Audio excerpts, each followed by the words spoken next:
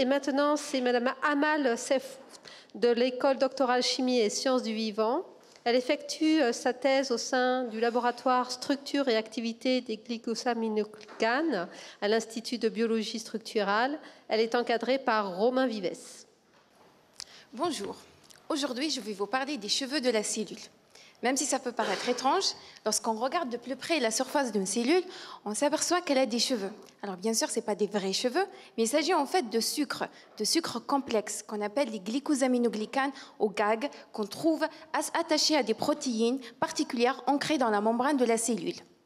Et ces sucres, ou GAG, jouent un rôle très important pour le comportement de la cellule.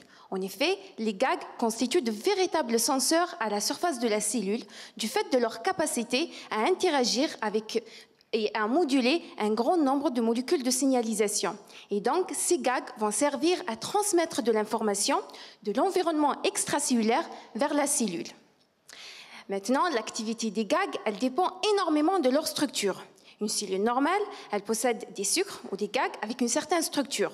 En conditions pathologiques, cette structure est altérée. La cellule n'a plus les mêmes cheveux et donc elle ne va pas du tout avoir le même comportement. Il est donc important de connaître les facteurs qui altèrent la structure des GAG à la surface de la cellule. Récemment, une nouvelle famille d'enzymes impliquées dans ces processus a été identifiée. Il s'agit de SULF.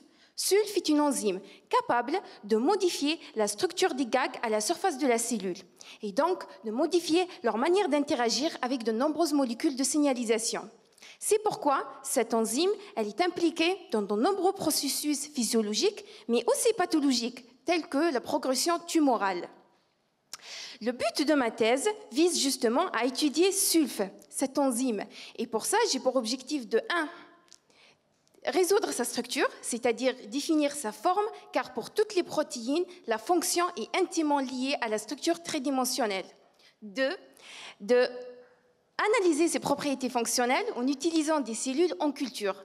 Et enfin, étudier son mécanisme d'action afin de comprendre la manière dont SULF agit pour modifier le sucre à la surface de la cellule.